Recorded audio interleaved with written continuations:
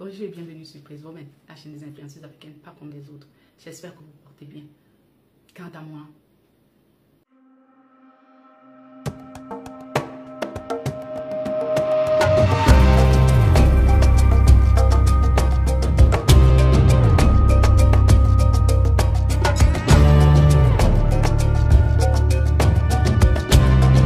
je souris mais ça ne va pas. Parce que, ouais, dernièrement, même pas dernièrement, actuellement, ce qui est en train de se passer avec les informations sur le Cameroun, l'actualité des informations sur le Cameroun, c'est carrément invraisemblable. C'est le genre que, même dans mon plus profond sommeil, je n'aurais jamais imaginé, même dans mes rêves les plus fous, je n'aurais jamais imaginé que on en serait arrivé là. Donc, c'est fou ce qui est en train de se passer. Je sais que la dernière fois, dans ma dernière vidéo, hein, où je parlais de la situation des Lions indomptables, de la Fédération et du ministère de la Jeunesse, du ministère du Sport et de l'Éducation physique. Donc, j'aurais souhaité pour moi que ce soit ma dernière sortie. Je l'ai même d'ailleurs dit dans cette vidéo, mais que non.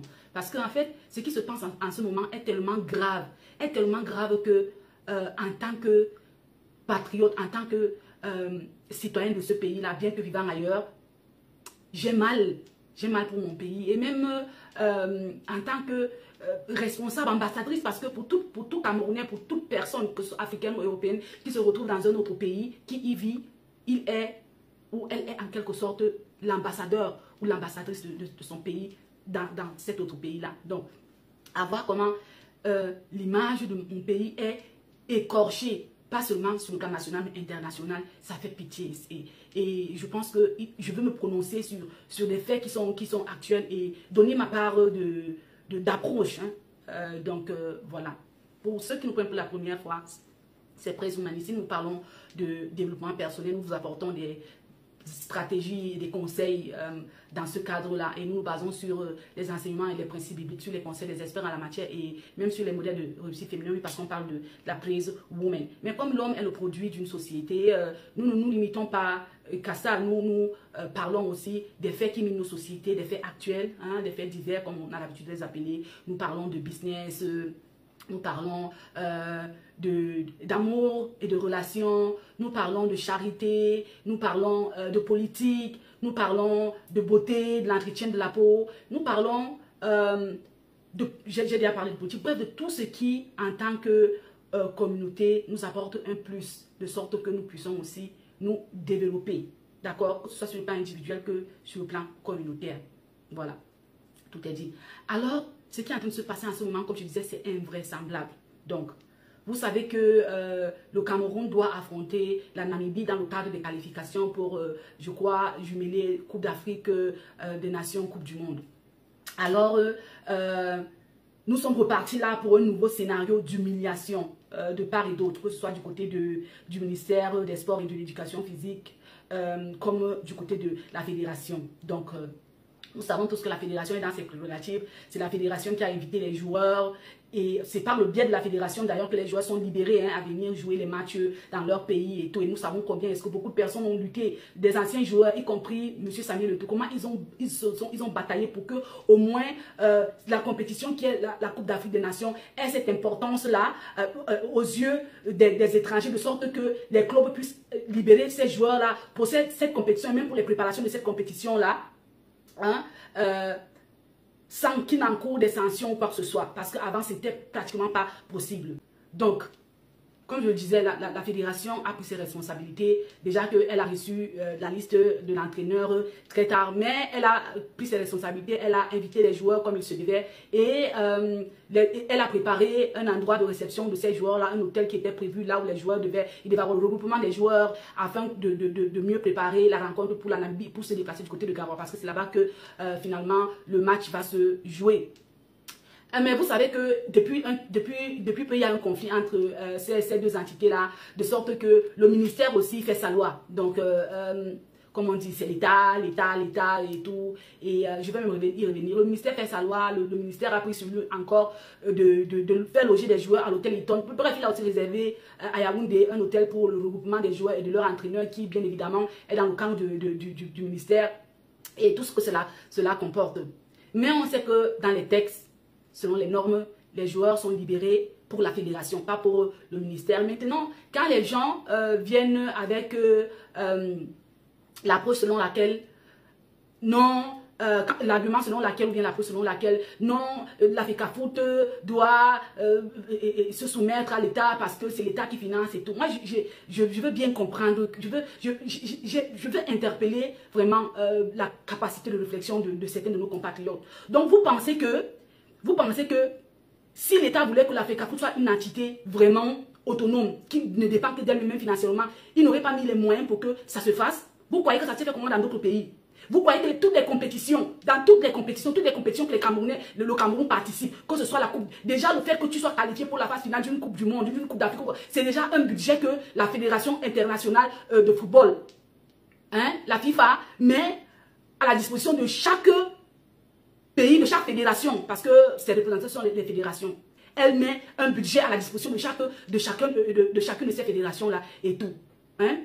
L'argent là est allé où pour le Cameroun? Parce qu'avec tous les espoirs que le Cameroun dans cette discipline-là a déjà réalisé, tout là, s'il faut compter le budget, s'il faut compter, je veux dire, l'argent seulement que le Cameroun a amassé pour le football, je pense que si l'État avait voulu, parce que là, je pense qu'il s'agit d'une volonté manifeste de l'État de continuer son hégémonie, de maintenir tout sous lui, de faire tout, avoir tout sous son contrôle. Parce que si l'État voulait, c'est que cette entité-là est bel et bien indépendante, autonome même financièrement. C'est qu'on a créé un fonds de développement du football au Cameroun qui fait en sorte que tout l'argent que les joueurs gagnent ou bien que les fédérations gagnent et tout, qu'on met cet argent là-bas pour financer la fédération. Mais non, il ne s'agit pas de ça. Parce que vous n'allez pas me dire que le Cameroun a combien de participations en Coupe du Monde, combien de participations en Coupe d'Afrique, sans compter les espoirs qu'ils ont réalisés dans toutes ces compétitions-là. L'argent là qu'on a reçu de tout ça, ça va où? Et vous ne vous posez pas les questions que pourquoi est-ce que ces gens-là sont tellement...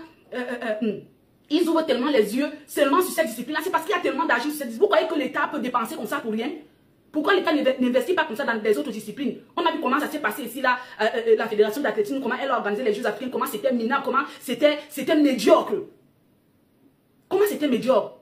Donc, vous n'allez pas me dire que le football apporte au Cameroun, la fédération doit se soumettre parce que c'est l'État qui donne l'argent. Mais non, vous n'êtes pas assez dur pour ne pas comprendre les enjeux, vous n'êtes pas assez réfléchi, vous n'êtes pas assez, je sais pas moi, pas réfléchi pour ne pas comprendre les enjeux.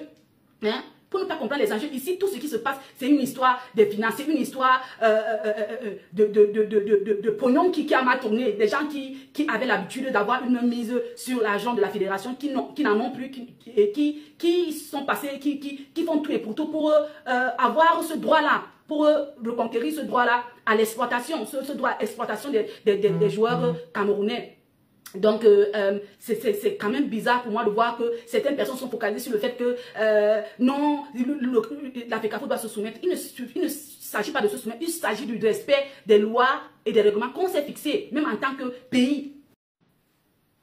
Un État qui ne respecte pas ses lois, ses règlements, eh bien, a tout simplement échoué et devient illégitime. Parce que à quoi ça sert de se fixer les lois, les décrets, ce que vous voulez, si nous-mêmes, nous ne sommes pas prêts à les respecter?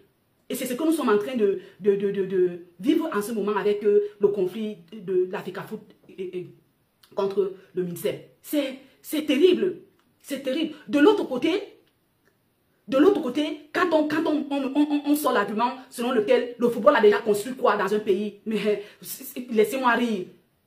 Donc, vous ne pensez pas que le football contribue au développement d'un pays? Et pourquoi tant d'engouement dans le football? Pourquoi tant d'engouement dans le football? Je vous pose cette question. Donc, les Coupes d'Afrique qui se jouent, les pays, les stades qui se construisent, les villes qui sont ouvertes au développement, même pendant la construction de ces stades, les emplois temporaires qui sont créés, ça ne contribue pas au développement d'un pays. Les hôtels qui sont construits, elles ne contribuent pas au développement d'un pays. Et c'est ça, pour ne citer que cela. Mais il y a beaucoup de choses. Quand par exemple on organise une compétition d'athlétisme dans un pays et tout, les efforts qu'il faut consentir pour organiser ces compétitions-là, de part et d'autre et tout, et la visibilité que ces compétitions apportent à un pays et tout ça, vous ne pensez pas que ça contribue au développement d'un pays? Vous ne pensez pas? Donc franchement, moi je trouve que ça, on ne doit même plus parler de ça. Bref, revenons à ce qui se passe. Alors, voilà, les joueurs ont été invités, ils ont été libérés par leur club et tout. Et avant même d'être libérés, ils ont reçu les sommations où on leur expliquait leurs devoirs et leurs droits. D'accord, de la part de la fédération. Ils ont été libérés en connaissance de cause et ils sont arrivés. Bon, certains, je pense pour ma part, sont délibérément retrouvés du côté du Hilton Hotel, l'hôtel réservé par le ministère. Et les autres qui se sont retrouvés, qui voulaient bien évidemment rejoindre les rangs de la Fédération camerounaise de football, ont été pris manu militari, hein, à leur atterrissage à l'aéroport de Douala pour être conduits dans un hôtel incognito où ils ont été le lendemain transportés comme des bœufs qu'on amène à l'abattoir du côté du Hilton Hotel de Yaoundé. Et moi, je me pose la question, mais vous n'avez pas de personnalité? Vous n'avez rien à dire? Je veux bien comprendre qu'on veut me dire ils sont en politique, mais non, ici il s'agit de votre fédération. C'est votre fédération qui est en train d'être piétinée. Mais il faut à un moment donné que vous preniez vos responsabilités, que vous dites quelque chose. Hein? Parce que si vous-même vous ne faites pas respecter votre fédération, vous croyez que qui va respecter votre fédération? Personne ne le fera à votre place. C'est quand même, c'est terrible ce qui est en train de se passer. Bon, je veux aussi rectifier le fait qu'on dise que non, parce que dans la guerre de la propagande, le ministère avec ces personnes qui l'utilisent pour contrecarrer la FECAFOOT et tout sur les réseaux sociaux et vice versa, hein, chacun raconte sa part. Donc, de l'autre côté, on dit que non, les joueurs sont arrivés au Hilton, ils sont joyeux et pourtant ce n'est pas vrai. Il y a des scènes, hein, on a eu un reportage de l'équipe des journalistes sportifs de Canal 2 qui étaient sur place à l'aéroport de Douala qui ont expliqué comment les scènes étaient invraisemblables.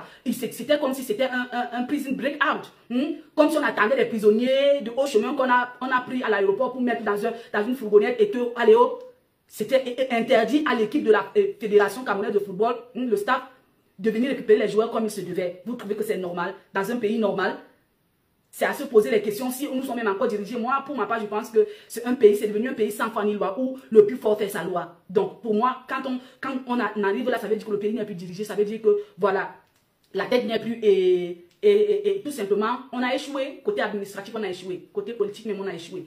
Donc, du coup, voilà ce qui est en train de se passer. Et là, les joueurs se sont retrouvés du côté du Hilton où ils ont même pris part à leur premier entraînement et tout ça. Et sous le regard impuissant de la Fédération camerounaise de football et même des journalistes et tout qui ont voulu arracher une interview au sélectionneur qui les a méprisés et qui leur a donné un peu le goût de ce qu'il a fait au président de la Fédération camerounaise de football. Donc ils ont eu aussi à avaler cette pilule-là. Hein? Ils ont aussi goûté le venin de ce soi-disant entraîneur qui méprise tout le monde.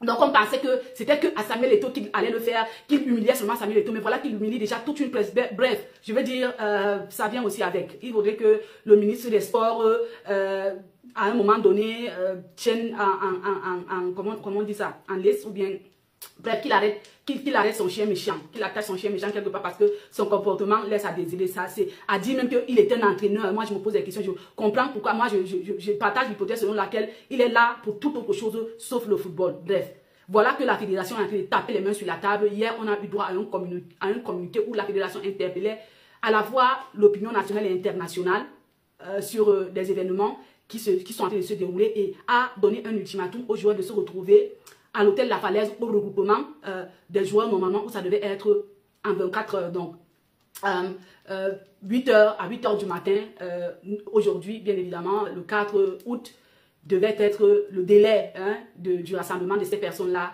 interpellées à l'hôtel La Falaise. Ben, on se doutait bien que c'était impossible et tout ça. Donc, du coup, la fédération procède autrement, dans les droits qui sont les siens. Elle procède autrement. Elle a pris, elle a appelé en renfort l'équipe U20, l'équipe junior voilà, du football de notre pays, les U20, qui viennent en renfort et vraisemblablement ce sont eux qui seront sur la feuille du match de samedi contre la Namibie. C'est vraiment incroyable. Mais moi, je pense que, et bien évidemment, de l'autre côté, les joueurs, les super joueurs qui n'ont pas de personnalité et tout, qui sont venus là en grande star et tout, ils seront obligés de retourner dans leur club et copier des sanctions parce qu'ils n'ont pas fait ce qui leur était demandé de faire en connaissance de cause. Et ils ne diront pas cette fois-ci que le président de la FECAFOOT est méchant et tout, parce que je pense qu'à un moment donné, il faut taper les mains sur la table. Quand une personne, en tant que personne d'autorité, il faut le faire à un moment donné. Il faut que, pour que les gens soient tenus au pas. Parce que ces joueurs camerounais là, la dernière, on les a laissés passer, ils se sont dit que, et toi, parce qu'on peut les voir comment ils sont gays, comment ça se fait? Ils sont ensemble et tout, ils sont gays, ils rigolent et tout, alors que la situation, ce qui est en train de se passer est assez grave. C'est en fait l'histoire de leur football qui est en train de s'écrire là comme ça. Mais eux, on dirait que ça ne leur dit rien. Je pense que les jours qui suivent seront vraiment définissants du résultat qu'on aura à la fin de tout ce conflit-ci et tout. Parce que pour moi, je pense que le Cameroun sera sanctionné. À la lieu où vont les choses, parce que si les U vont se retrouver à Garoua et que l'autre équipe aussi se retrouve à Garoua, il y aura, je pense qu'il y aura quelque chose vraiment d'extraordinaire qui va se passer là-bas, et je pense que le Cameroun sera suspendu. Et je crois pour ma part, je ne souhaite pas, mais dans cette condition, je pense que ce serait vraiment la meilleure des choses qui puissent arriver pour nous, pour que cette humiliation internationale s'arrête. Et voilà, donc c'est ce que j'avais à vous dire aujourd'hui.